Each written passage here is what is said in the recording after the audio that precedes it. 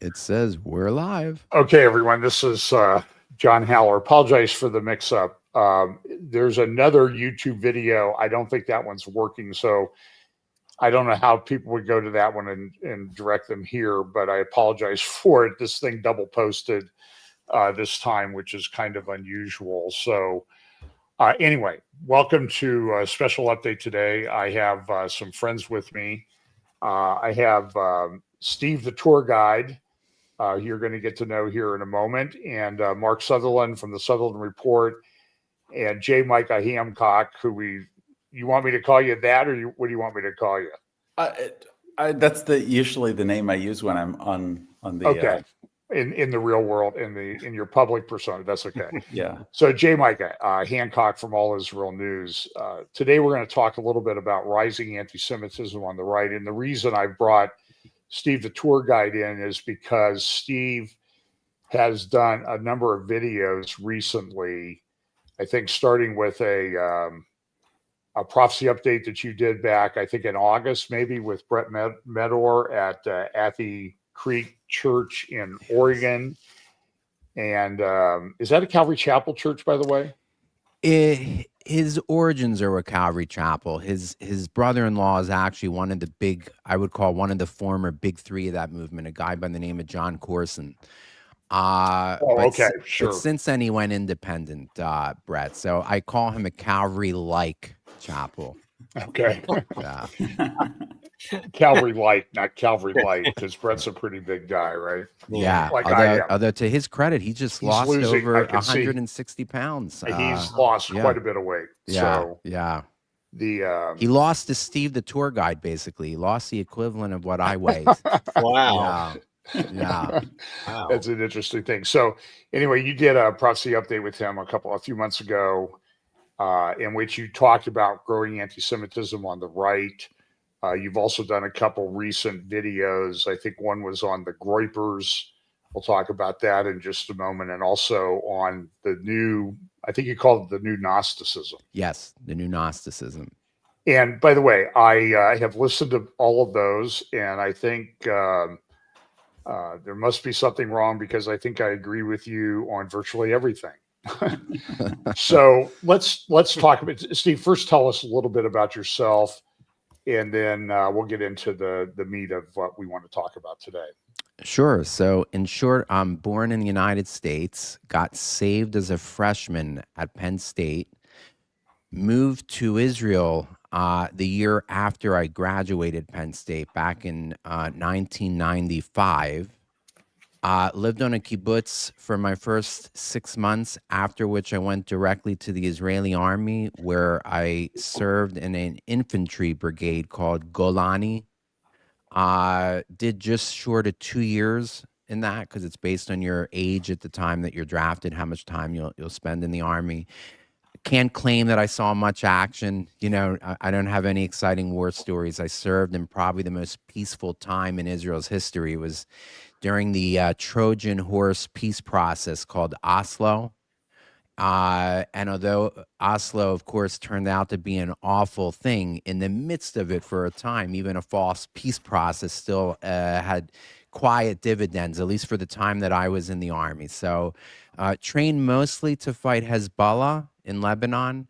That was the focus of Golani, and of course that finally happened long after I served in this latest war of the last couple of years, in which Hezbollah featured at the center. So served just less than 2 years in the army, after which I did annual reserve duty until the age of 40.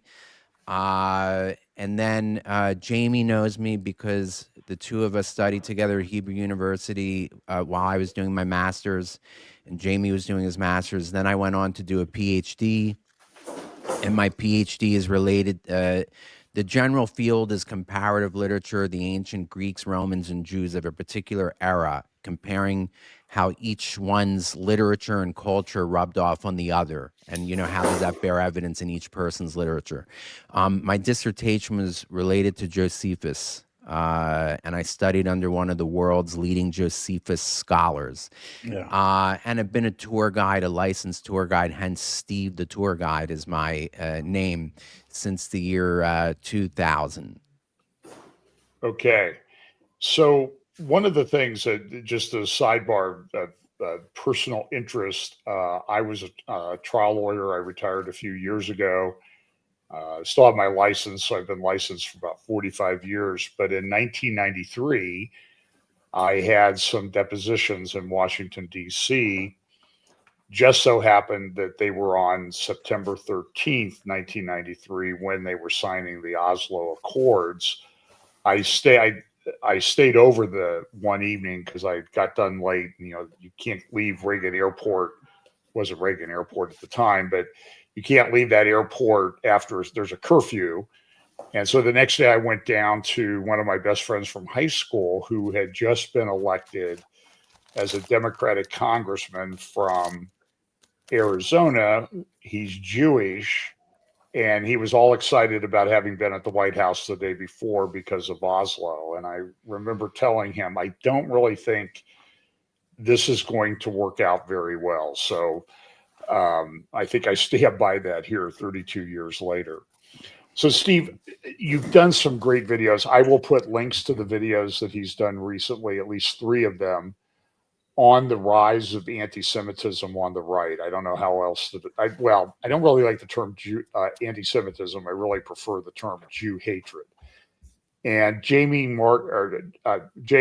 and Mark and I were at the Christian Media Summit, and one of the big subjects at the Christian Media Summit was rising anti-Semitism in the world. I'm sure I'm like all of the guys here. My X feed is a sewer of Jew hatred every day. It's unbelievable. And as bad as the posts are, the comments are even worse.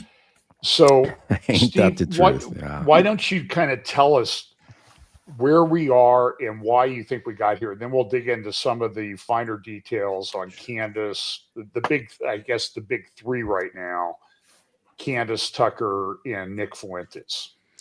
So first I'll mention what the orthodoxy claims about the Groypers, and then I'll tweak it a little because I don't think the media does complete justice to the orthodoxy. Or the orthodoxy says that these are disaffected white young men who over the last 10 or 15 years have been made to feel by both the education system, the pop culture, that the original sin is being a white Christian male.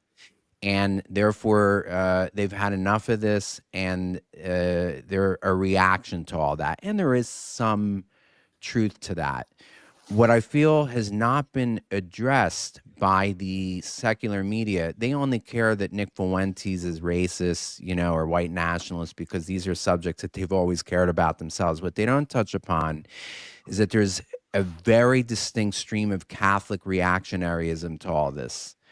Nick, throughout his videos, claims to be a very devout Catholic. His passion is for Catholicism pre-Vatican II, and that's crucial because Vatican II was issued largely to redefine the Catholic Church's relationship with the Jewish people.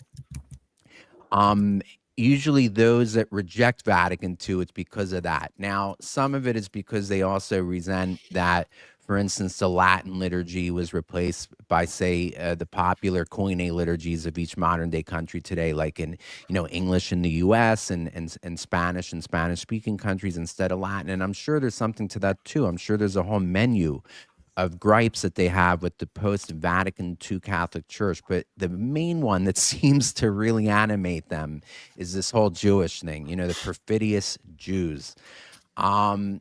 So there's a Catholic dimension to all this. And of course, I'm not insinuating that mainstream Catholics all share this view. Of course not. But this is a reactionary form of Catholicism it's now a symbiosis of sorts between white nationalism and this Catholic reaction. Or reactionaryism. I'm not sure I'm phrasing that. I doubt the word reactionaryism exists, but you know what I'm trying to say, even if I'm making up the word on the fly here. So I think that's very important. And it's another thing I think that's a myth. I don't think these people are only right-wingers to the extent that they prioritize race and ethnicity, but they're really not conservatives because The goal of Nick Fuentes is to overthrow the American system and replace it with a theocracy based on this version that I just mentioned, this pre-Vatican II type of more radical Catholicism, which is intolerant to Protestants as well as Jews. Now I haven't heard him go out on a limb and say he wants to put people to death from Protestant backgrounds like he has said about Jews, but as you know, the famous expression, first they came for the Jews, then they came for everybody else. So I think that's an important tweak of the orthodoxy to mention this whole Catholic element to it. So that's how it's usually presented, is, this white nationalistic anti-Semitism, but he's definitely not a conservative. And this cuts to the battle going on in conservative circles in America, because you have people and like Megyn Kelly say, who does consider these people to her right to be conservatives, and therefore they should be brought under the umbrella of conservatism, whether, we disagree with these people or not. And then you have people like me say, these aren't conservatives at all. They want to overthrow the system no less than Mamdani wants to overthrow the system. But Mamdani wants to overthrow it from the leftist Marxism side of the equation.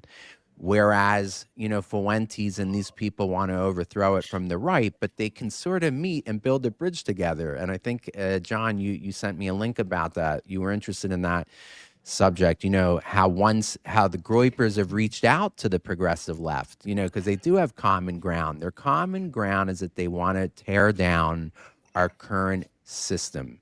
That's what they have in common. Yeah, I think the link I sent you was a video I just saw of Nick Fuentes today, I believe, saying that it's time that we sort of abandon this MAGA thing and join with the progressive left to take down America. So that it seems to me to be the living embodiment of the horseshoe theory. Yes. That it's not a line of a continuum from extreme left on the left to right on the right, but it's a horseshoe, and where the horseshoe meets is the extremist overlap, I think is the, That's and right. I think we're sort of, everything we see today sort of validates that. Anyway, I interrupted you. Go ahead, continue. Oh, I just wanted to mention there's also the very important Charlie Kirk factor in all this, because Charlie was uniquely anointed and had a calling on his life. Charlie, I liken to the proverbial dam that the kid sticks his finger in the dike, causes the fissure, and then become a tsunami. Charlie Kirk, while he was alive, said that over 50% of the questions he fielded on his college outings were Israel related, by these Groypers. In fact, Nick Fuentes calls these moments the Groyper Wars. He would encourage his followers to crash Charlie Kirk's, college outings and to overwhelm him with questions. And just Charlie had a unique ability. He had this long suffering and patience and grace. And of course, Charlie was a true believer, born again. He was immersed in the word, and he knew how to handle these people. In Charlie's absence, none of the people filling in for him at these turning point events have that same anointing. First of all, I'm not sure that they're genuinely believers, okay?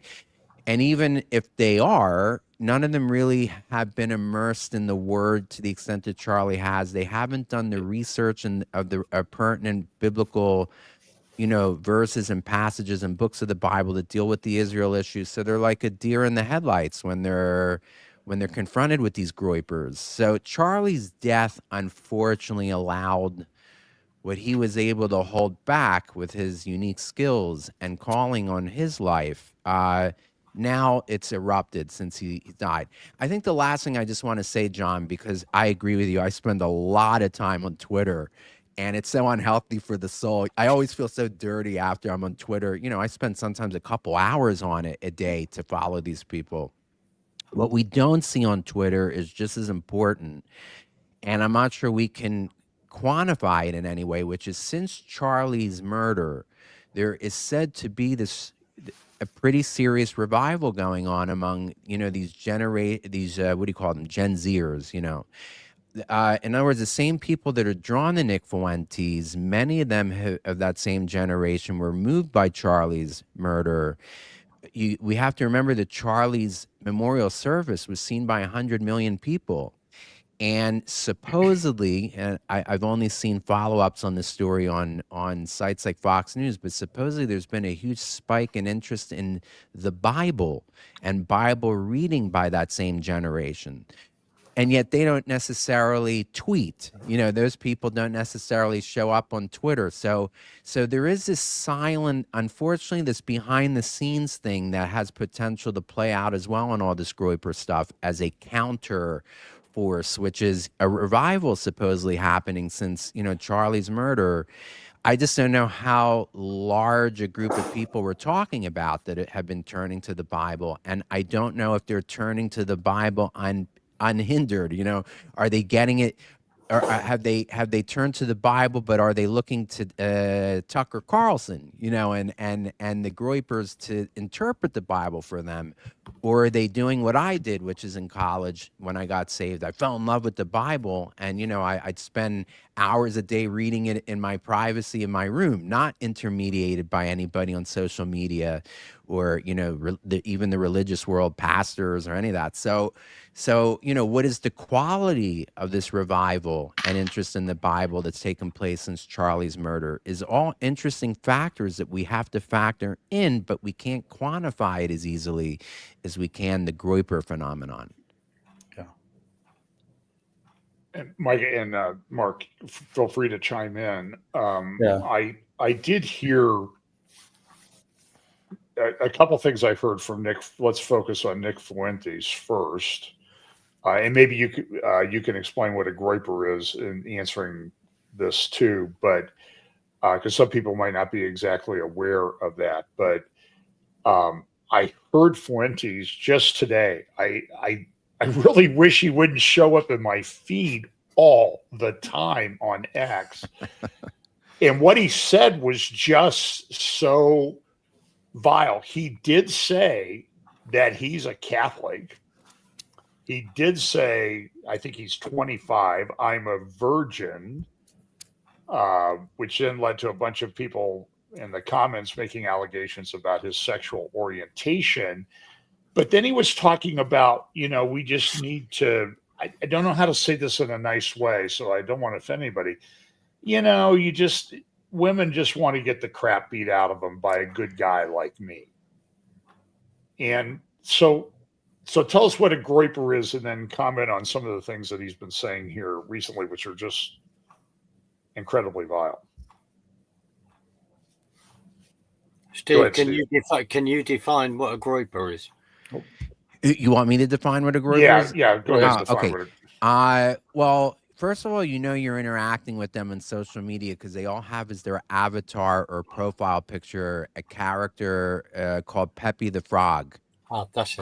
Right. So it's this cartoonish looking frog. Anybody can just Google Pepe the Frog and they'll see that that's their universal avatar. That's what they've all selected to out themselves on social media to let you know that's who they're dealing with. So a Groyper is basically a follower of Nick Fuentes, with all that entails per my previous explanation. So he's their leader. They're his followers, and you're interacting with them or seeing one of their comments by the Pepe the Frog symbol that they all use as their avatars. Or they just put Groyper in the name, right. The username. Right. Okay. So they are then following someone who. But actually, the whole thing with the Pepe the Frog is interesting because.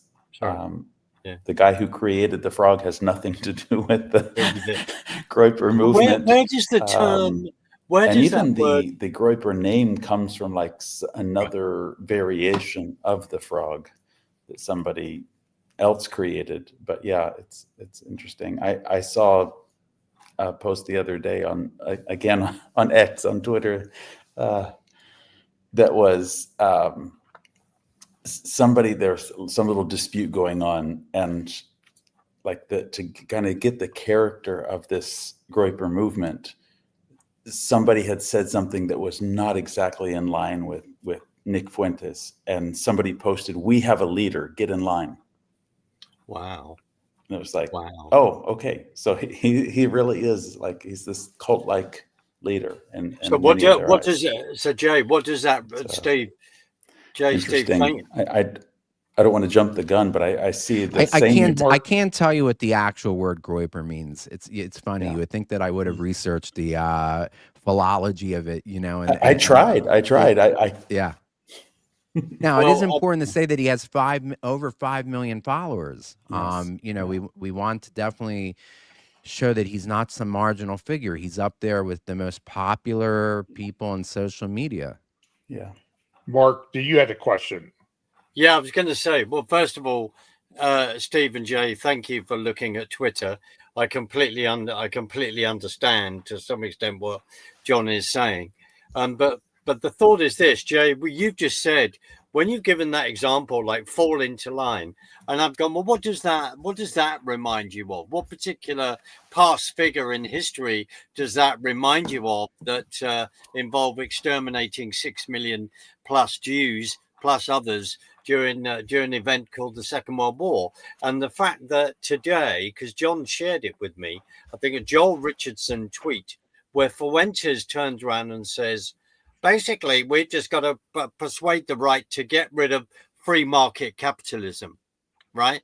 So then he is behaving to me like a national socialist. And this is the man, please tell me if I'm wrong. I don't want to put any words in your mouth, particularly in regard to this. But this is the man that he is then constantly having a go saying, it's the Jews and all of this. So we can see where this is in fact leading, and is, as we would accept, we are in the biggest spiritual battle of our lifetime. And we can see where, sadly, people, I'm quite shocked in many ways, but not in people, where people are then being led. And John and I have actually discussed this, to be honest, where these three are now really telling us what they really believed.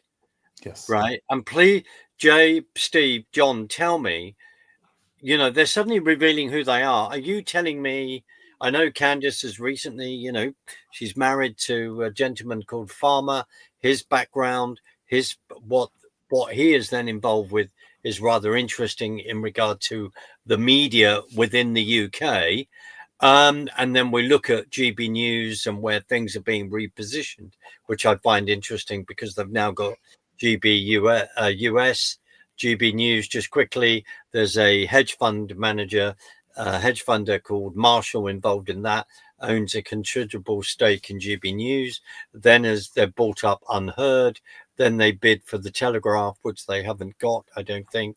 They then also own the Spectator UK. So it's this whole thing of where the influences are going, which is what I'm concerned about, being a bit of a, you know, the media and looking at all of that. But quickly, just going back to this, we're now bordering on, if not, he's already said it, we have then got someone who is coming out with Hitlerite comments and bestowing the delights of this man, to me, you know, just sounding like a very junior Hitler at this point. Please tell me if I'm overreacting. Go ahead, Well, Steve. I was going to say of the trio that were mentioned earlier, you know, Candace, Fuentes, Tucker. Look, Candace, we can already eliminate as a serious person, even though she has 5 million followers, because she comes off as a lunatic. And yes. Now I'm going to say something that's cruel, probably sounding, and I don't care. Most of her listeners are probably people like her. I wouldn't be surprised if a lot of these people one time followed the QAnon, you know, conspiracy. I have to say I saw this stuff coming basically with the advent of QAnon. I remember being really somewhat frightened by QAnon because I couldn't believe how many evangelicals seemed so vulnerable to it. Anything with the, you know, prophetic, they just seem to eat, some of them, or a lot of them seem to so easily go after. It was obvious from the get-go that this is a false prophecy, you know, that this is a total counterfeit, and yet there are people that were totally sold out to it. And even though QAnon no longer makes, you know, the headlines, well, we have to ask ourselves what happened to the QAnon followers. You know, there were millions of them. Yeah. Where did they all herd to? Where did they all channel to? In my opinion, like the Marjorie Taylor Greenes, by the way, who Marjorie Taylor Greene was an outspoken supporter of QAnon. QAnon, yes. So I think all of them are gravitating towards Candace Owens, and most normal people will already dismiss that as lunacy. So that I'm not saying that Candace isn't dangerous to the extent that one of her followers could do something dangerous. There was some kid from Texas who got arrested because he threatened to kill a guy named Seth Dillon. You know, I think Seth Dillon is one of the Babylon B guys. And when they went into the social media background of the prospective killer, Candace was one of 4 people that he subscribed to. So that's what I mean when I say, all right, I can see where Candace could be dangerous only insofar as, you know, the lunacy of her followers. But I consider Tucker to actually be the most dangerous of all. Yeah. Because Tucker comes off as a very rational, intelligent, serious thinker. And he's sanitizing Nick Fuentes, you know, and that's what Tucker's been accused of correctly, is trying to mainstream Nick Fuentes and make him more palatable. So I don't know if that answers your question, Mark, but I mean, yes, I consider Tucker to be a real threat. But again, look, for those of us who read the Bible, you know, at the end of the day, I can only blame. We live in days of great deception. Yes. And this is so scary because this is so reminiscent of what Jesus spoke about in Matthew 24. Towards the end, there'll be such great deception that even the elect, you know, to the extent that it's possible, will be persuaded by it. And you see, we're living today in pre-tribulation times, and you already see a ton of elect people being carried away by this delusion. But you see, those of us who really do invest in the Bible, reading it each day, reading it from cover to cover, we're not going to be pulled into Tucker Carlson. So at the same time, even though I think people like Tucker are dangerous, it's not like I feel he's a threat to those of us who are serious students of the word. It's the people, unfortunately, who aren't doing their part to go to the word every day, to study it, to be immersed in it, as Charlie Kirk was, and therefore had the ability to deal with this phenomenon. Whether it's due to laziness or just not having time, you have millions of professing Christians who will pay lip service to the Bible, but they're not really reading it. Now this gets a little bit into what John asked me about, not the video I did called Tucker Carlson and the New Gnosticism, because this is important. You see among a lot of these traditional Christian types that Tucker himself is. By the way, Tucker is an Episcopalian. That's the movement. So that's the Church of England's American branch. And you see this this thread through all these people, which is it's Jesus only, it's the New Testament only, and nothing to do with the Old Testament, and by default, the Old Testament deity Yahweh. And that's crucial. And this is what I meant by the New Gnosticism. I'm not claiming that Tucker Carlson and traditional Christians follow systematic Gnostic theology. Okay, the Gnostics believed, but part of Gnosticism, and I'll just get into that for a second if I can to explain it. Gnosticism believed in a supreme being. I think his name is Monad, and he's the supreme being, and between him and those of us who are imprisoned in our bodies, those of us who are souls imprisoned in the bodies, are these intermediate and descending and important supernatural beings, of which Yahweh, the God of Israel, is one of those beings. But Yahweh is one of the lowest of those intermediate beings. He's vilified. He's likened sometimes to Satan by Gnostics. He's referred to by a classical Greek word, demiurgos, which is usually rendered demiurge in English. And according to these Gnostics, Yahweh, this wicked demiurge, which translates to, it means a skilled craftsman. You know, it could be somebody who's sitting there at the potter's wheel making a clay bowl, or a leather worker, or a blacksmith. That's what Yahweh is. But he's not just a decent leathersmith or a decent potter. He's an evil potter. And as souls were imprisoned in this substance, you know, that he created. He's the creator of this a material world which is evil, and Jesus is another intermediate being who's come, and this is where it's crucial. Jesus is entirely separate and apart from Yahweh. In other words, he's distinguished from Yahweh, and that's what I call the oldest Christian heresy.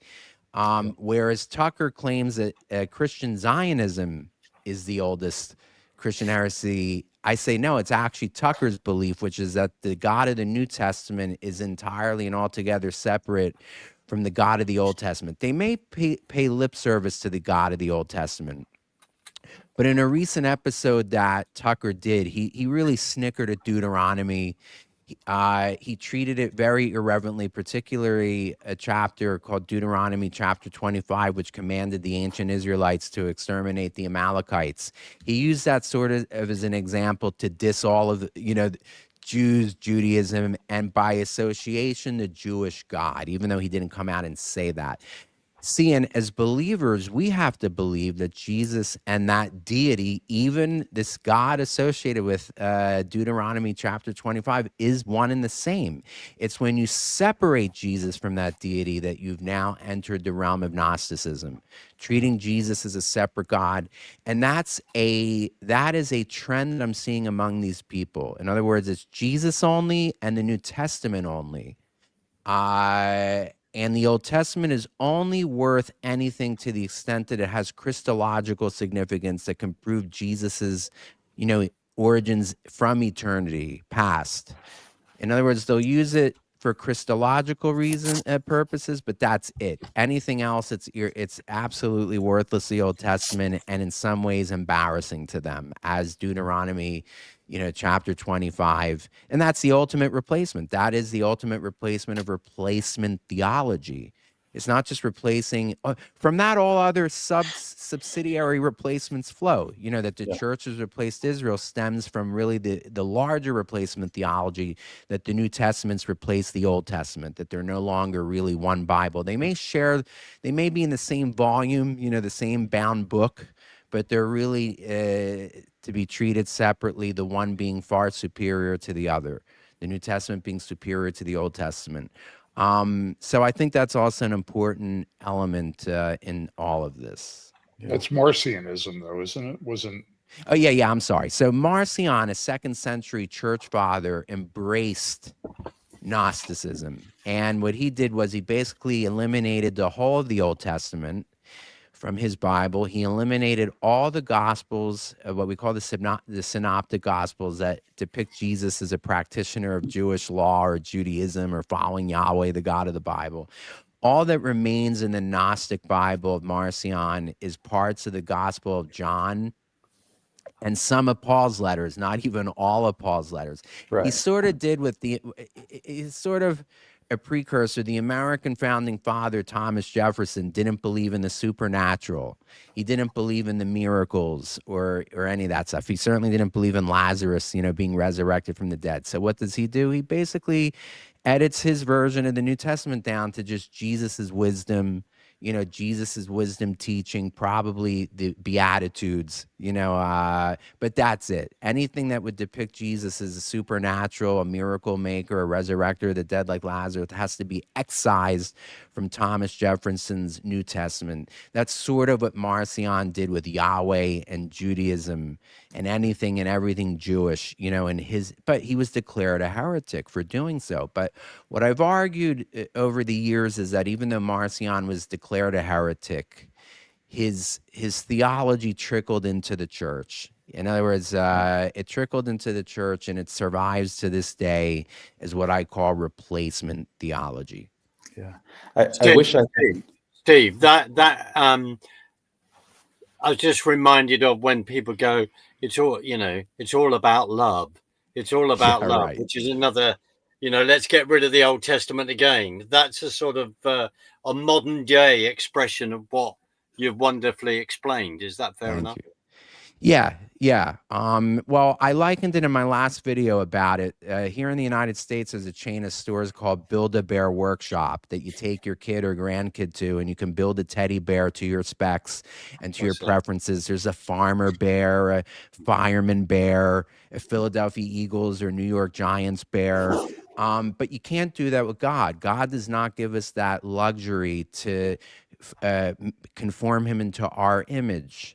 It's when you start to do that that you wander into the heresy of Gnosticism or Gnosticism. Like, well, we love Jesus and the suffer the children that come on to me, God, but we don't like the vindictive, vengeance God of Deuteronomy 25 or Zechariah chapters 12 or 14. 14 being Jesus coming back as a vengeful God, and but we don't have that leeway to do that.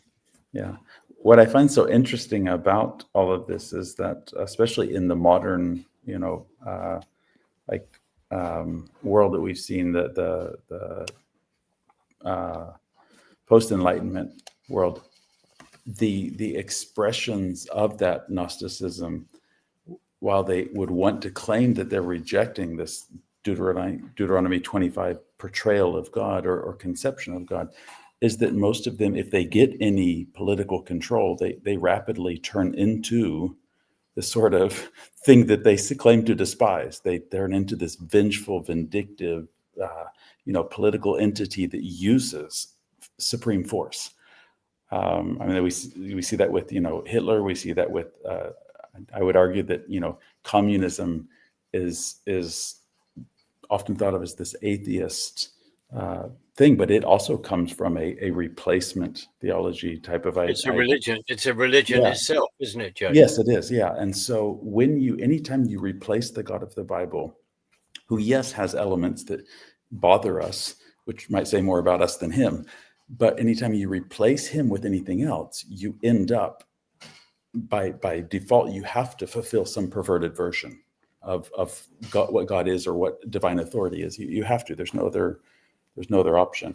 And that's what we see. And you see that even now with people like Nick Fuentes, is that, okay, now they are already starting to advocate, for violence against people they don't like, the very kind of violence that they would point to in the Bible as saying, oh, this is bad, look how bad this God is. They're starting to advocate that themselves. Well, now you raise that important point. Let's just talk about, in context, what's just happened in New York, where there is a protest outside a synagogue and idiots calling for globalize the Intifada and outside the synagogue there. In context, we know, they've just voted for Mandani. So would the comments that Fuentes is coming out with, is that the kind of behavior he would then agree with? Did you want to say something, Jamie? You go ahead first.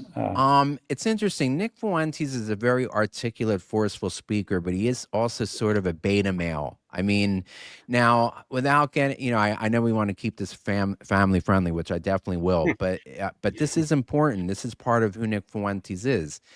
In the nicest, politest way I can say this, he got caught live streaming something that was in the realm of gay porn.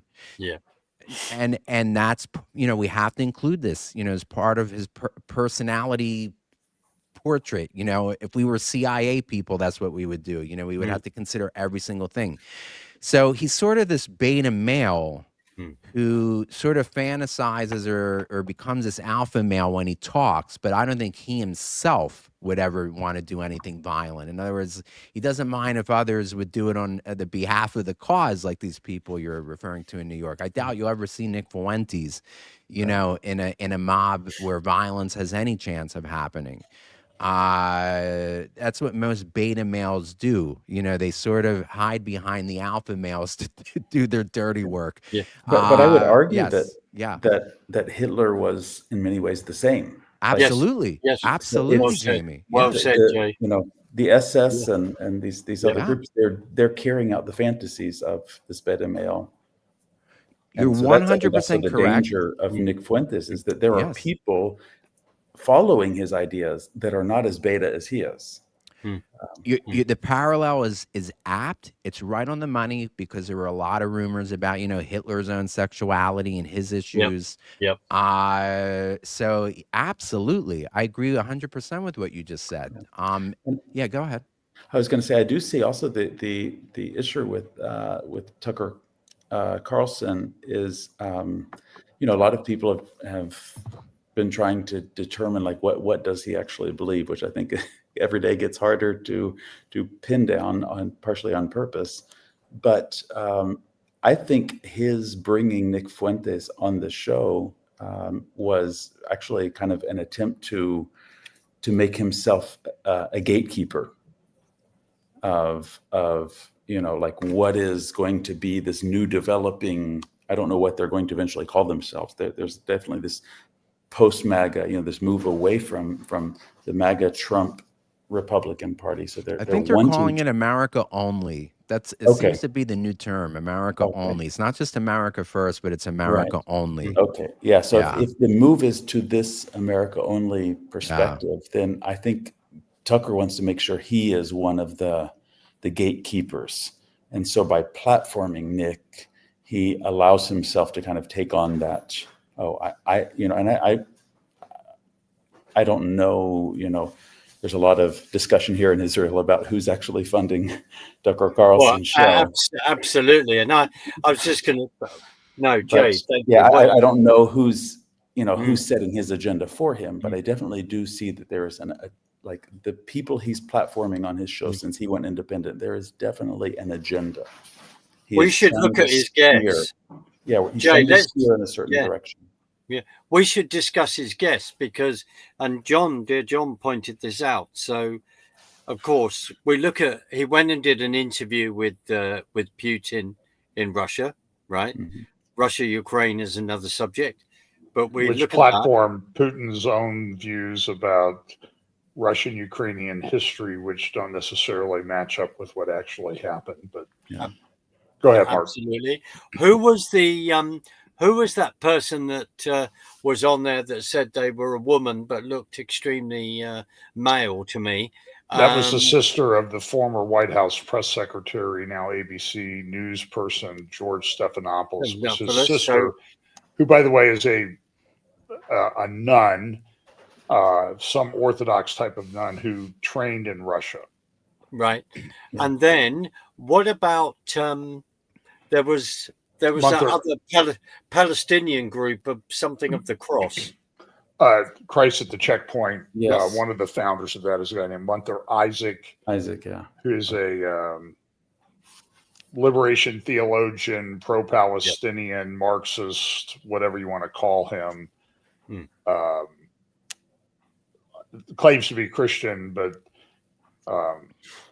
is a propagandist. I've met him, so I know him a little bit. And Steve, so we see this maybe to circle back with Steve on this.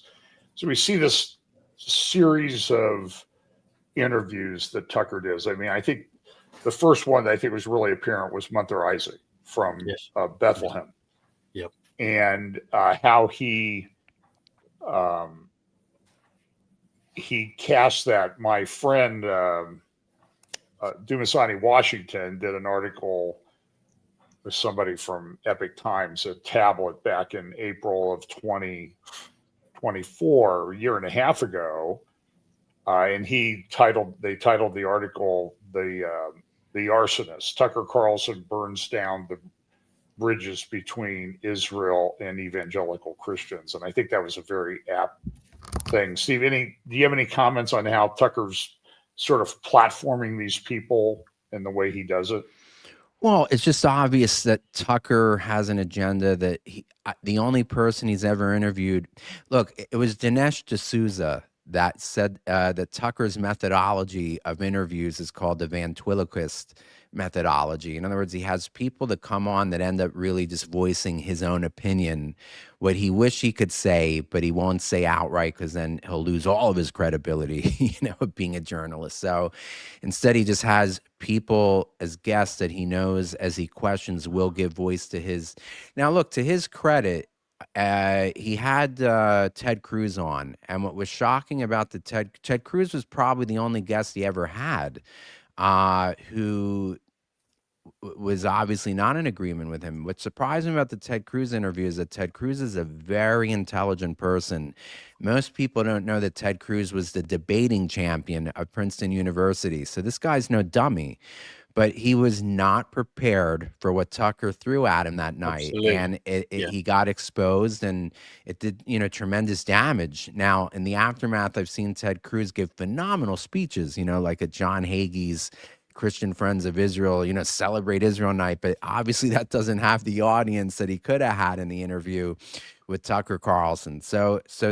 Now, why did Tucker have Ted Cruz? That's interesting. Tucker would not put somebody on there who he thought, I personally don't think Tucker would interview somebody who he'd be afraid that could really take him apart, or so that he actually thought he'd walk over Ted Cruz is interesting. What was his insight on Ted Cruz that like I said, Ted Cruz is a Princeton University debating champion from the past. Why did Tucker think he would easily walk over him like he did is part of the story that I would love to hear. But right, look, none of these people have guessed who they disagree with. They're no longer in the seeking after the truth phase. They've found their truth, and now each person who they host is just there to echo that truth, repeat that truth. So that's all I can say about that. I don't think Tucker is seeking the truth anymore on this issue. He's found his intellectual and spiritual home. And now he's going to do everything he can to canvass on behalf of that, because he thinks the Christian Zionists are the biggest impediment, to his vision of America only. It's interesting, and I'm sure, John, you're aware of this. I think you saw this when Tucker said that his least favorite tribe of people on the planet are Christian Zionists, which means he hates them more than he does, Islamists or jihadists or, any of these other people. Because Tucker understands there's so few Jews in the world, let alone in America. The real numerous nemesis here is the Christian Zionists. There's tens of millions of them, and there's only maybe 5 or 6 million Jews, half of which aren't even, most of which aren't even conservative. They're not in the Republican Party, so they don't have the ability to shape Republican policy. It's the Christian Zionists who he sees as the major force that needs to be discredited and deconstructed. And my only disappointment about the Christian Zionists in this issue is that until recently, none of them have really hit back. I also have noticed this about, and this is such a disappointment I've had in Turning Point USA. You have Candace Owens every single night going after Turning Point USA, insinuating that Charlie's wife had him killed, insinuating that the guys who took over the radio show or podcast did it. And they never come out and call her out by name. They all seem to be afraid of her.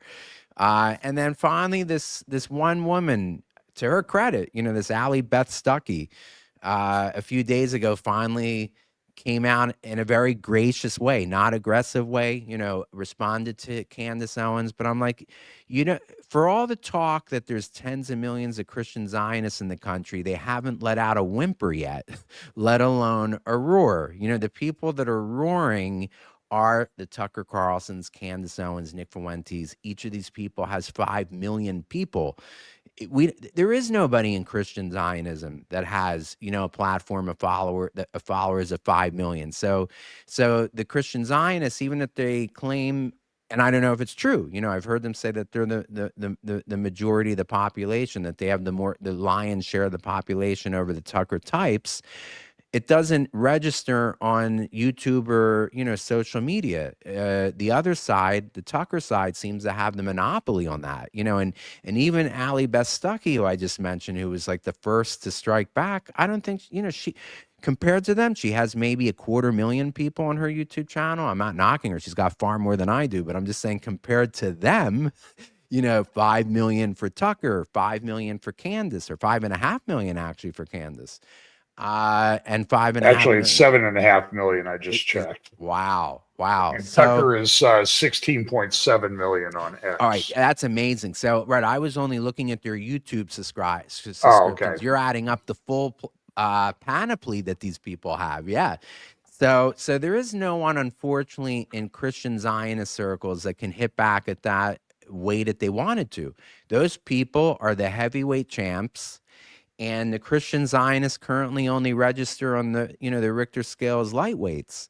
regardless of what percentage they are of the population at large. They don't have any sort of parity with these other people, in social media. So yeah, I don't know where I was going with that, but yes. Well, so the thing I think, and I think we addressed this, or this came up at the media summit that we were just at in Israel, Steve, the three of us, is how do you respond when it's constant, and Candace must have a staff that feeds her all of this stuff. Tucker has a staff that feeds him all of that stuff. And they just, and then they do these long form. Tucker does these hour-and-a-half long interviews. Like today, he did an hour-and-a-half interview with Nikki Haley's son. That's right. To kind of attack everything with Nikki Haley. That's right. Yeah. And so how do you respond to that? So, we've been going for 40 minutes or so, or 50 minutes, and we have maybe 400 people watching on YouTube, on one of the YouTube channels. How do we respond to that? And to be honest, let me just sort of, from personal experience, I was a trial lawyer. So at trial, you present your case, then the other side presents their case, and then the side that goes first gets to do rebuttal. And there's a very systematic process to it, but that's not the way social media operates. Yeah. Social media operates as to who can fill the space the most quickly. That's right. With all the garbage. And so you have this sewage being thrown out there constantly all the time. Right. And to be honest with you, media outlets that we maybe once trusted or thought were carrying some of the burden on that, like a Fox, or like, I'll give you the classic example. We need to talk about the Steve Bannon's War Room, which has millions of followers. And where are we at today on this? Where's Steve Bannon's?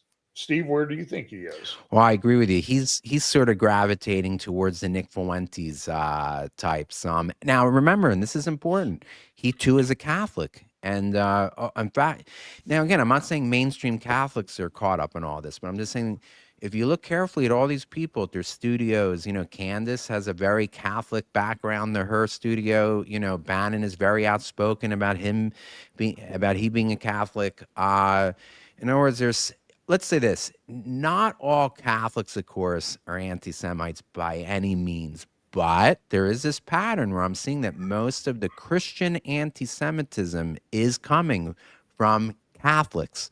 Again, I want to repeat that. It's very important. Not all Catholics are anti-Semitic. We have many Catholic friends. In fact, one of Israel's greatest proponents, this lady named Erin, is it Moran or Milan? The former Australian version of Sky News.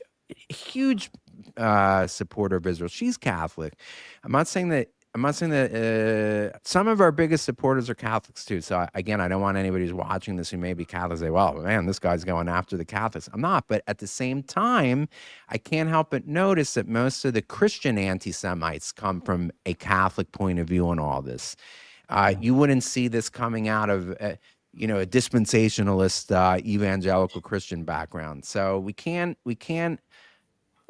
underrate how important theology, is involved in all this. How it's playing its role in these people's biases. I agree with you, John. I don't think we can compete with these people ever in terms of our exposure to the larger world because we're not sensationalists. That's the point. These people, with the exception of Tucker, who inherited his audience from his Fox News position. In other words, he probably had the easiest time ever starting a podcast because he basically took an entire audience that he already had from a mainstream news organization and just converted it to a new audience. So excluding him, the others like Candace, Fuentes, these are people who get their clicks because of what you said. They're sensationalists. They go out of their way to, push the boundaries, move the goalposts on what you can say. And people like us won't do that because that violates the very core of our morality. That's the point. We're not able to fight these people on equal footing. There's nothing that I can say or any of us could say that would be considered sexy, to 5 million people, or 16 million people. There's nothing that any of us are saying or teaching that has that allure. So you're right. I'm not sure any of us can ever compete with that. Because we'd have to sell our soul to a degree, to enter the stratosphere of viewership on YouTube and social media platforms. You have to be willing to sell your soul and become just like them, tabloidish, sensationalist. I mean, look, I know people, and I don't want to mention them by name, who are of our background, now look, we all do prophecy updates and stuff like that, but some of the most popular prophecy update channels on YouTube are the ones that are irresponsible with it, that are sensationalist about it, So sensationalism unfortunately sells. And I'm obviously not willing to compromise on my moral principles. Neither are you guys. So I don't think we can compete with them. It would be like saying, how do I compete with the pornography industry? Like if how do I compete? Right, I can't, because they're selling a product that I'm not willing to traffic in. Because it will make me dirty too and discredit me too. So that's what's scary about it. We really can't equal them, or reach their level of viewers.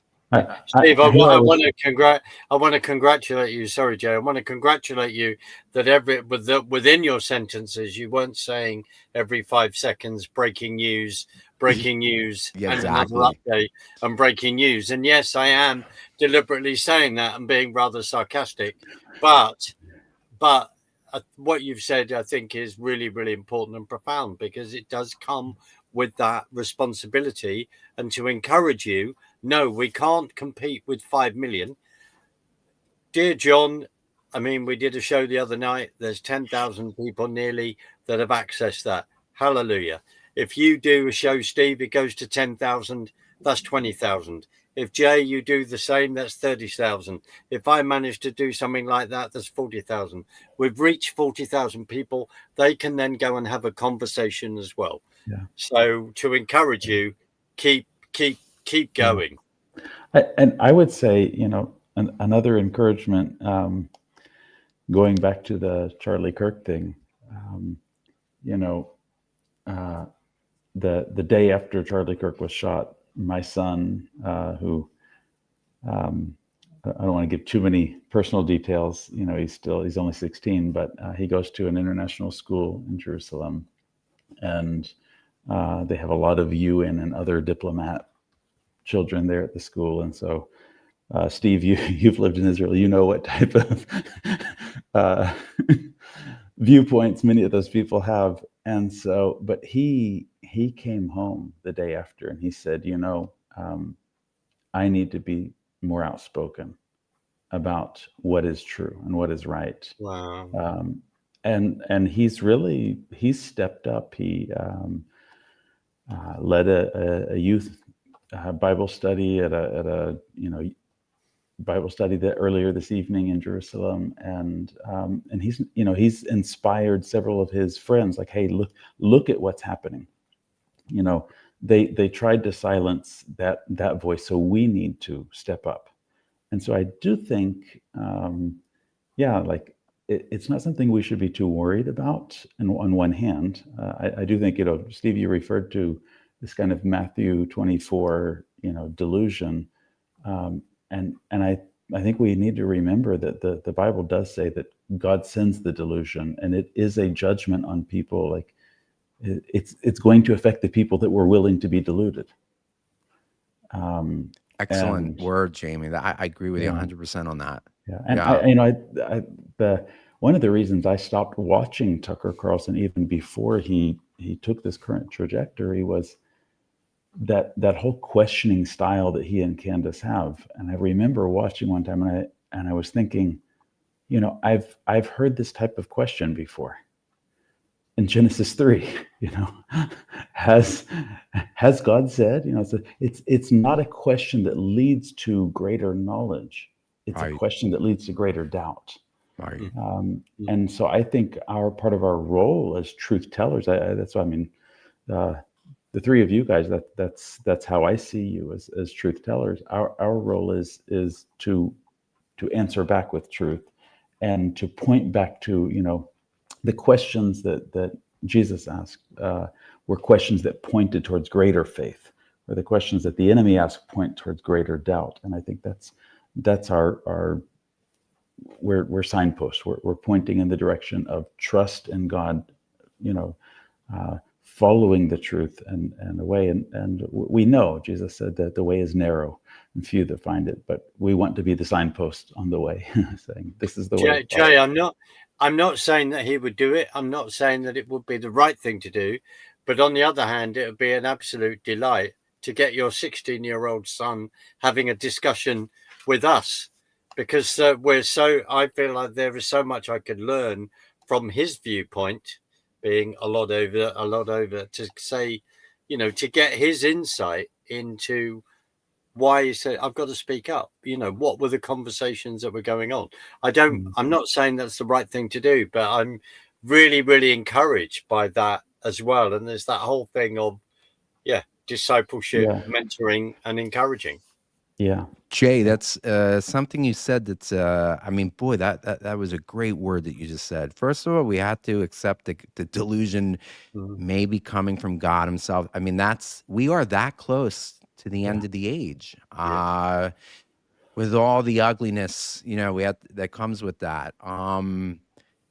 I thought that was that's what makes it so scary, right? We look at the delusion and we're like, how can anybody fall for this? But it is unique delusion.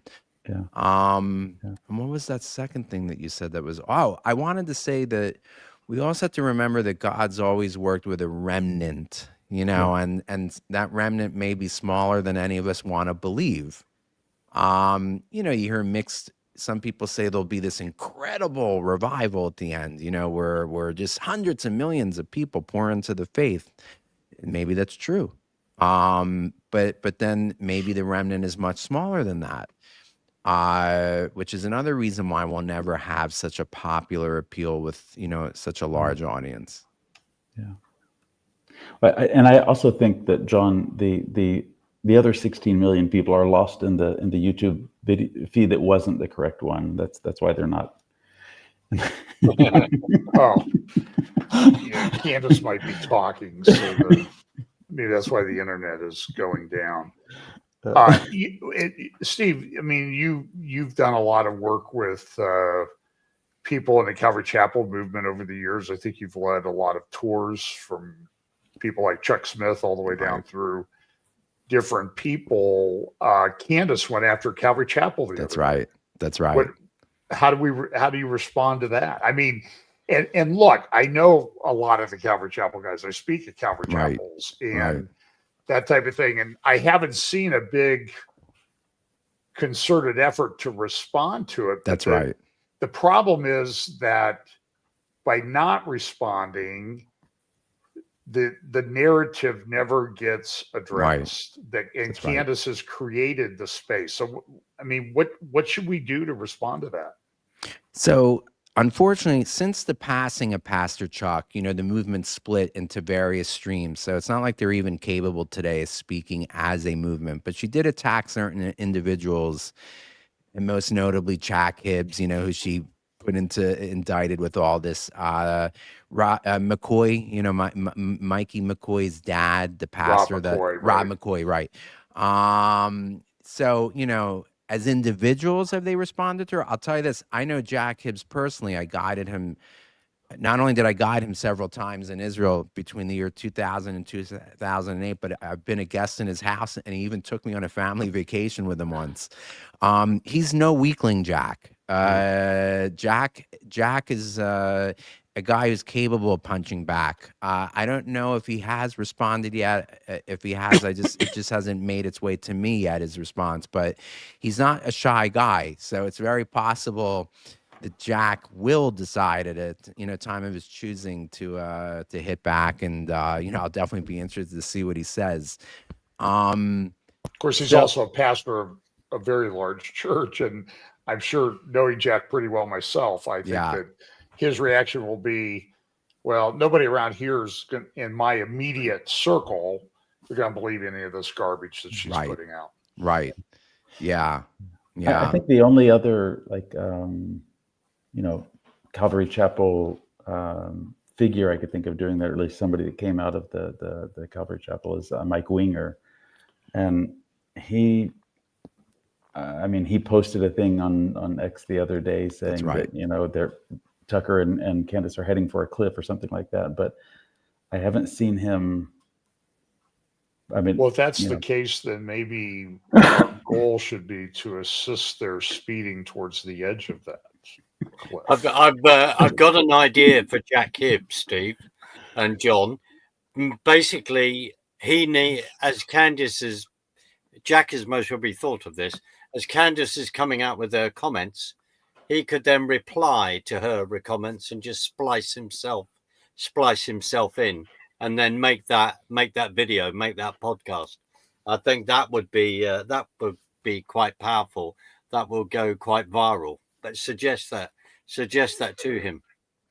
And Steve, Jack's an interesting character. He's definitely an alpha male, but he's got that like Southern California sitcom father smile. Yeah. Right. Yeah. But behind that smile is a guy who's, like I said, he's definitely not a weakling. So it's going to be interesting to see. I agree with John, that it's not like Jack's own crowd would care or be, persuaded against him. It's not like he feels probably embattled by her, but still, it'd be interesting. It'd be very interesting to see his response if he ever chose to do that, to call her out.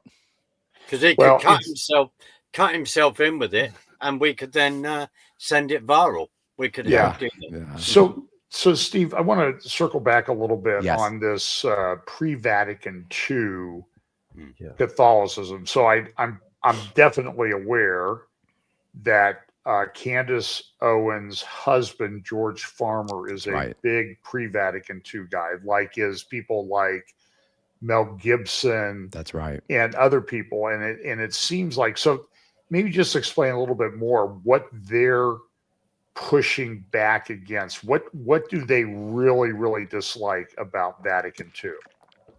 So there's a Latin term for the stream that many of these people belong to. It's the Latin is sede vacante, which sede means chair in Latin, vacante like the English word vacant. So they believe that since Vatican II in the 60s, the papal chair has been vacant, that each successive pope has been a sellout, and compromise with the world, compromise with the Jews.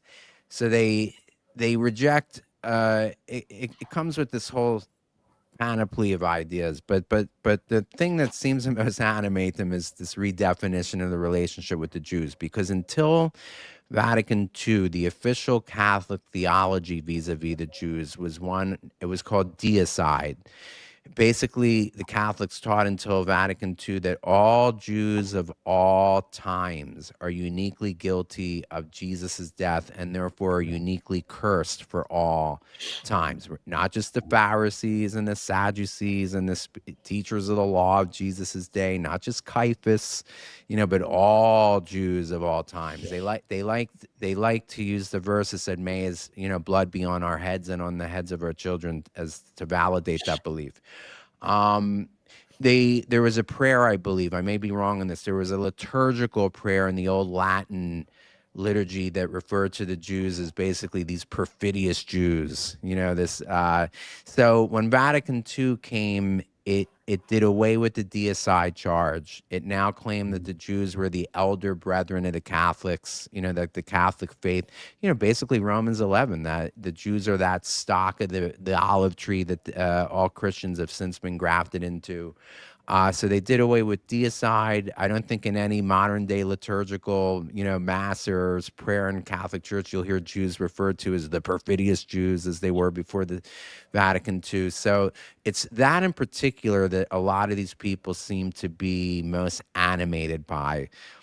Even if that's not the only issue that this movement of sede vacante believes in, or is concerned with, it seems to be the main one that gets these people riled up, is the way the Catholic Church redefined their relationship theologically with the Jews since the 1960s. And of course, Vatican II was issued in part to their credit. The Catholic Church did what's called in Hebrew a heshbon nefesh. Heshbon nefesh in Hebrew means an accounting of one's soul. You know, we're all supposed to do it as individuals in Yom Kippur. And evidently the Catholic Church following World War II realized that while Hitler may not have been a Catholic, you know, by any means, there was enough there of vilification of the Jews for 2,000 years. And by the way, the Catholics are not unique in this. Hitler probably quoted Martin Luther more than any Christian writer as to validate his views of the Jews, his policy vis-a-vis the Jews. But at least the Catholic Church took an accounting of their soul collectively and said, okay, what can we do to improve things so that we're not providing ammunition, you know, for the anti-Semites of the world? And it led them to Vatican II. So that's the context of Vatican II. And you mentioned Mel Gibson, of course. You know, I remember way back, even before the movie The Passion, you know, it was well known that his father belonged to this stream, and most people believe that he himself also did, but, you know, wasn't as provable as the father because the father was a writer. You know, there was written proof of the father identifying with that, whereas the son, it was only, you know, insinuated.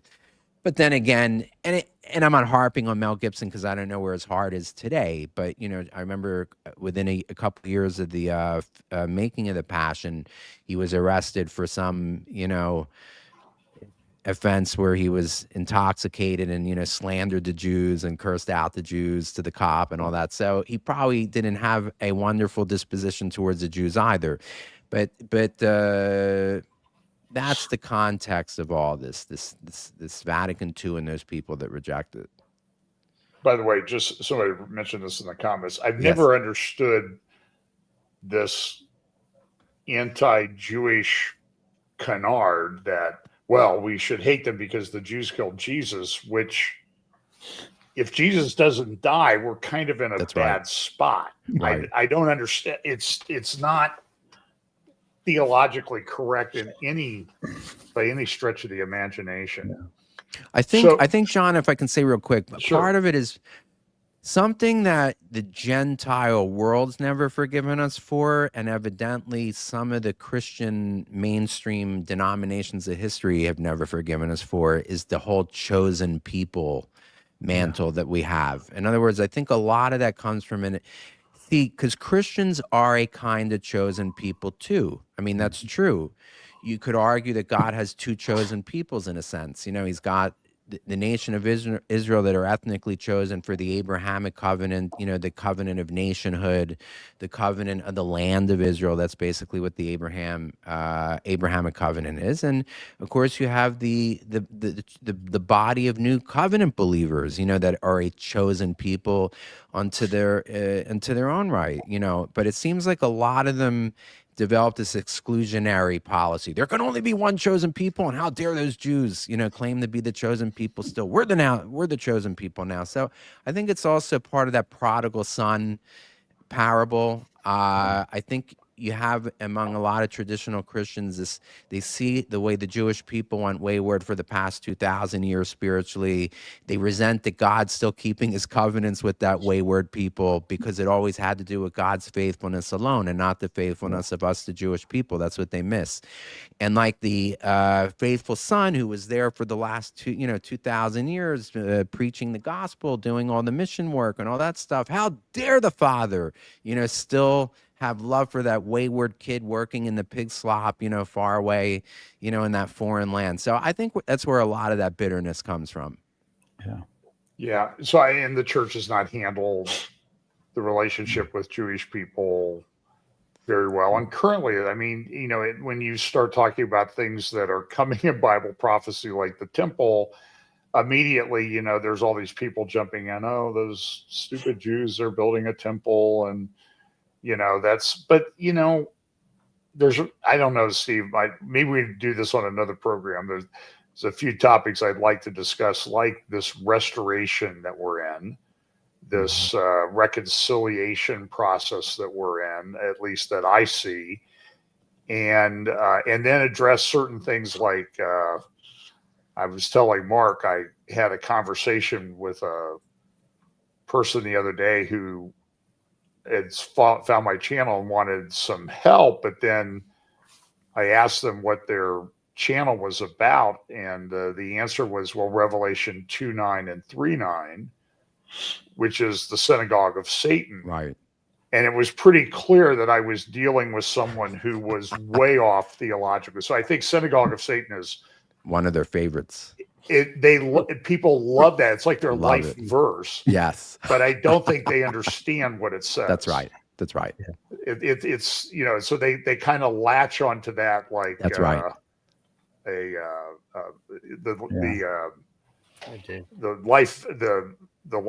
Whatever that thing is they throw out when you're drowning. You latch onto that like to hold on to it. Yeah. So, Mark, Jay, do you have anything else you'd like to talk to Steve about? Folks, by the way, just so you know what you guys think, I'm linking in the show notes. I'll put Steve's YouTube channel and the recent videos he did on the Gnosticism and the Groypers, which I think are he goes into very good detail. And I must commend you. Thank you for being very articulate, organized, and it reminds me of a great legal brief that was that you put up on those. Thank you so much. Topics. Yeah. Coming from a lawyer, that's a high compliment. So I appreciate that. Well, I can tell you, John, having been a classmate of Steve, he's an excellent student. So he does and it shows in his videos. He does his research very well. Well, I appreciate it, Jay. Mm-hmm. Jay and I shared some of his. Jay and lost you can his call entire. me by my I know. A few minutes ago, I outed him by mistake. I was like, but I remember when you are a technical wizard. But I remember at some point you told me that you deleted by mistake your master's thesis. Is that correct? No, I had it wasn't. It was a paper before, but yeah, I had thought I had backed it up to the cloud, right? And I was having a hard drive failure. Oh man! And never trust the clouds. Right. Yeah, so I now make multiple copies. I have a thumb drive backed up on the cloud. Well, I've really enjoyed this discussion, and I hope we get to do it again. Yeah. I think we should schedule again. Mark and Jay, you got anything you'd like to ask Steve before we go? No, Steve, thank you. And I must thank you. Watch those videos. The other thing I was going to say, when we're mentioning Jack Hibbs, when you're talking about people pushing back, yes, I'm wondering in a sense how, well, something to pray for that happens in a very natural way within people that want to push back within their personalities. Is it a concern if suddenly it was all orchestrated? Do you know what I mean? Because we want to just hear me out. We want to let God lead on that. Otherwise, we'd end up having a committee of 50 million people and no one would ever say anything. Right. There's so many creative ways, isn't there, that we could come back at people over time. There's also that other thing, which, as John said, that in the end, these people, they end up driving off the cliff. It's just sadly, someone like Carlson is so influential, and it's who he has the ability to reach, to interview. But I suppose maybe Qatar and money is useful. Or did I say that? Yes, I did. I mean, that's the thing. But Steve, I'm very, very, and Jay, very grateful for that, because I think you're right. How do we address it? We keep speaking the truth. Even if they've got millions, we just keep going. So I have a question for Steve. I'm going to make a comment before. As I've watched Candace, of course, I can't help being a trial lawyer for a long time, thinking of things in those terms. And I constantly post stuff on Facebook and have to take it down because of the rather low information comments that seem to I seem to attract. And I don't have time to deal with it. Okay. And sometimes I delete comments, and folks, if I'm deleting it because I don't want you to be embarrassed because it just makes no sense. But I've come to the conclusion. So, like on the Charlie Kirk assassination, I've said this many times. I did a talk on postmodernism 25 years ago in California and how it was going to affect the church. And I think that turned out to be pretty accurate assessment, but it also it's infecting trial work, trial practice, where everybody now runs on their emotions. We used to get trial lawyer seminars about how to be a more effective lawyer in presenting evidence. And then back in the late 90s, it started to change where you were trained to appeal to people's emotions. Mm-hmm. And I could say now that no one will, my current assessment of the land on the Charlie Kirk assassination, no one will ever be convicted of that, ever. Mm-hmm. You cannot trust a jury. I mean, all these people that comment, can you imagine having them on your jury? Right. Trying to convince them of evidence. So, Steve, this is totally unrelated to our conversation. Okay. Everybody, please like, share, subscribe, follow Steve, follow Mark, follow Jace with All Israel News. And I have a question for you. I just led my first tour to Israel in October. You call yourself Steve the tour guide, so I think you probably have done this before. Yes. And on my tour, I tried to make it different. I tried to focus on the biblical heartland, Judea and Samaria, because I think most tours avoid that. But if I'm setting up a tour for next year, do you have one or two just like must go places? You're going to be disappointed. Yeah, you're going to be disappointed with my answer. I mean, no, but are you referring to particularly like the Judea and Samaria stuff that most people don't do? I mean, like so let's say somebody's got a 2-day tour. Yes. Where are you going to take them? A 2-day tour? They'd have to choose. They'd have to choose between. They're coming in on a cruise, okay? Sure. So they have to choose first of all between Jerusalem and the north, because those are the two main geographical districts that the tour is. Let's say a 10-day tour, or an 8 or 9-day tour. Split their time between. So now they have no choice but to decide on one of the others, either Jerusalem or the sites around the Sea of Galilee, like Capernaum, and I love Magdala. So I'll tell you, one of my favorite Christian sites. I used to love Capernaum, but the newer site of Magdala I found took over I just love it, and I feel, and to their credit, now people will know I'm not some sort of enemy to the Catholics, based on what I was saying earlier about these particular Catholics we're referring to. The Catholic Church's caretaking in Megiddo of Magdala has been unbelievable, just outstanding. The people, they're very spiritual, these people, the ones that handle that particular site, very gracious to believers, evangelical believers. You could even say they're sort of ecumenical. They employ even people that are, I one time had somebody employed at that site that was an atheist, so it's not common among their other sites. So I love Magdala. So let's say this, of Galilee versus Jerusalem. Now I'm forced, on a 2-day tour, I'll always choose the Galilee because I don't love Jerusalem. Most tour guides don't like to work in Jerusalem. You, the tourists, like it. We, the tour guides, don't like Jerusalem because it's a very stressful area to work in. There's almost no parking for tour buses. Most of the sites are on the Palestinian side of the city, which comes with its own, with there's pickpocketers, there's beggars everywhere. There's constant, sometimes outright hostility. To us, the guides, or to the tour group in general, especially if the tour doesn't agree to buy their souvenirs on the top of the Mount of Olives, So when you go to the Galilee, there's none of that. The Galilee is just smooth sailing. It's as gentle as the waters of the Sea of Galilee. So I just love the rural. It's shocking that in the year 2025, the Galilee is still largely undeveloped. It's not that different from Jesus's day. People in the tour bus always say to me, how is it that this place isn't just fully developed around the full circumference? How is it that there's not major cities and urban development around the circumference of the Sea of Galilee? And they're right. There's so little development to it. So I love the Galilee. I love the Sea of Galilee. I love the Golan Heights. I love a site called Mount Ben-Tal that's on the border with Syria. It's a great place to take people to talk about, the whole thing with Syria and its civil war and the leader of Syria.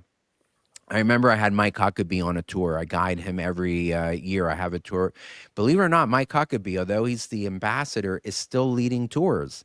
I don't know how this is possible, but I'm scheduled to guide a tour in February in which Mike Huckabee is still listed as the tour leader. And I remember we took a group to the border with Syria on the Golan Heights one day. He always comes in February when it's miserably snowy on the Golan Heights and cold. And he had one of the other tour guides who was a veteran of a war of Israel, the war between Israel and Lebanon back in 1982.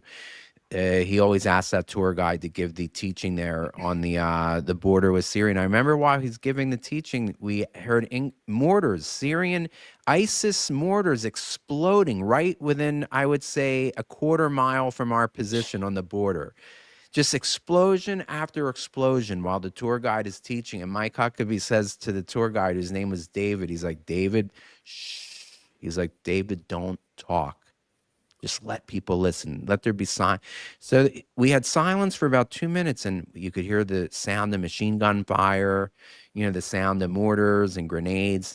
And then at the end of the 2 minutes, Mike Huckabee says something to this effect. He says, when you guys go home to the West Coast and people ask you, why don't those stingy Jews give the land up for peace, just tell them things look a lot different on the border with Syria than they do far away, in Southern California. And I just thought that was more powerful than anything that I as a guide could say, or this guy David as a guide could say. In other words, that's a powerful site, a site that speaks volumes without anybody speaking at all. So I love the border with Syria as a site. So that's my take. The Galilee over Jerusalem, if I have to whittle it down to 2 days. And within those 2 days, I would say a full day around the Sea of Galilee, but mostly on the western shore, Magdala, Capernaum, a place called Peter's Primacy that I love to take tourists to, where John chapter 21 took place. Mount Beatitudes, obviously. And then on the second of those 2 days, the Golan Heights, but including the Old Testament site of Tel Dan and the New Testament site, Caesarea Philippi, where Jesus says, I think it's in Matthew 16, who do they say I am? Those are two great days. And those are my favorite part of each tour. Yeah, that's interesting. I would vote for, if I'm doing, I would vote for Hebron, as much as you can get to. Some of it's not accessible really. That's for right. Tours. That's right. I've been to those places though, and you kind of get an understanding for the division in Israel, and then City of David. I love the City of David. Yeah. I'll just say that I've shared this a number of times, and everybody's going to say, John, you talk about this all the time. So I'm going to talk about it again. We went to the Gaza envelope, and we were there before the hostage deal was done. We went to Kfar Aza. Yes. There were still twin brothers, I believe, who were still being held hostage, since been released. But we got back to Jerusalem. You'll love this. So we go to the hotel, and they say, we're going to walk over to the City of David.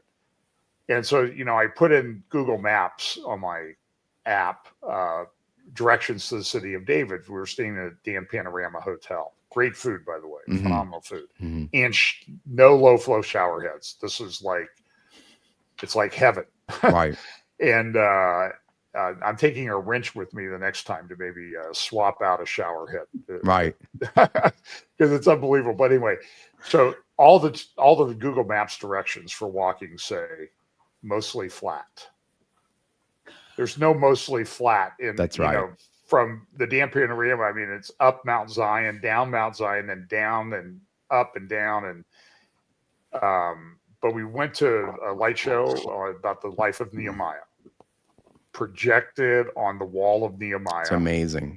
At the city of David. While they're talking about the hostages, and there's a verse in Isaiah or Nehemiah 8:17 that said that when they returned from captivity, and we were there during Sukkot, Right. the Feast of Booths, that they built booths, which they had not done since the time of Joshua.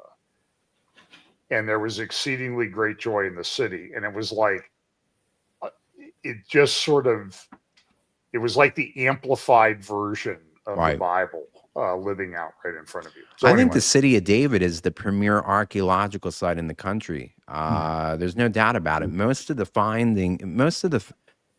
cutting edge finds in Israel today are in the city of David. It's an amazing story.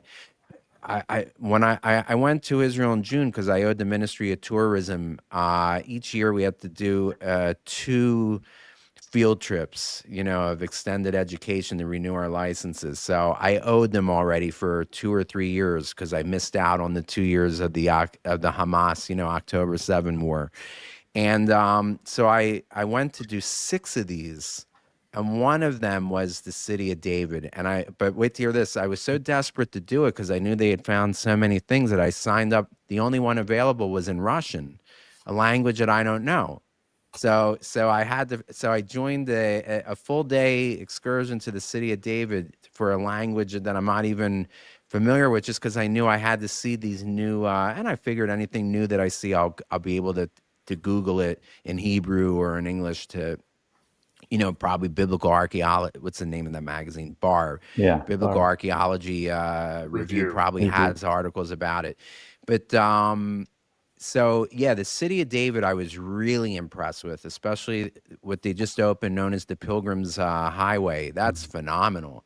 Yeah. There was a coin they found there on the floor of the road that's now encased in glass. It's supposed to be invoking Pontius Pilate.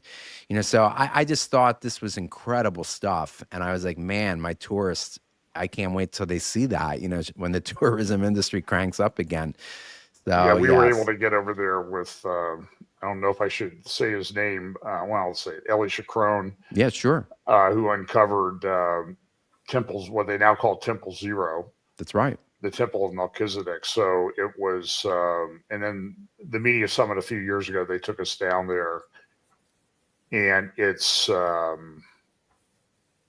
unbelievable. I mean, it's and when you talk to the people there, their goal is to have Jews and Christians walking up that road singing the Psalms of Ascent. Yep.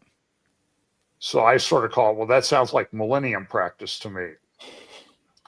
So this is the way I think. Modern day, I guess what's so tragic about the whole modern day Israel thing, and this is the best way to even close off this whole discussion, modern day Israel is the greatest miracle of the last 2,000 years. It's the most obvious testimony of God's intervention in world affairs, his preservation of the Jewish people for the last 2,000 years, the rebirth of the country, and it's surviving overwhelming odds against it, and this last, before we went on air, I was telling you about my time during the 12-day war and how special that was to be there during the war with Iran, because it was so obvious that God was involved in all this. Yeah.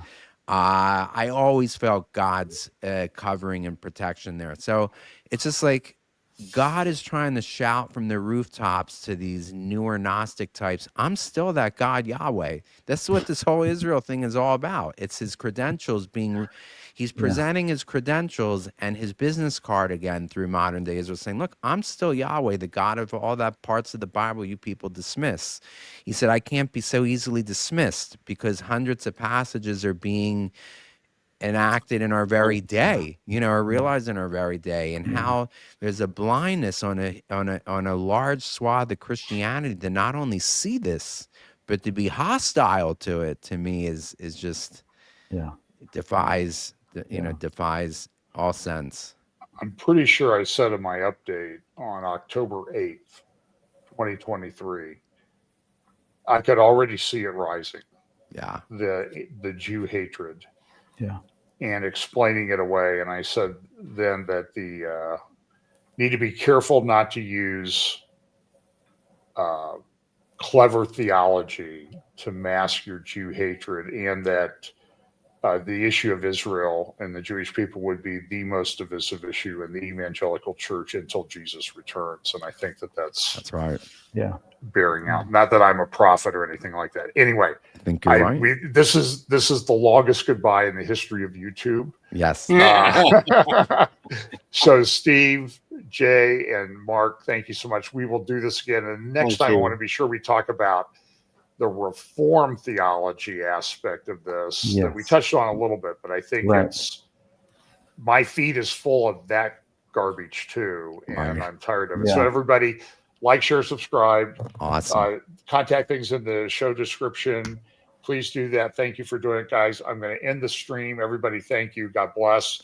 We'll see you the next time. I have a whole host of people that Mark and I met in Israel that we're going to be trying to interview over the next. Awesome. Well, if I could do them all in a week, I would do it, but we'll spread them out. But in the stream, I'll say goodbye. Everybody, thanks for watching.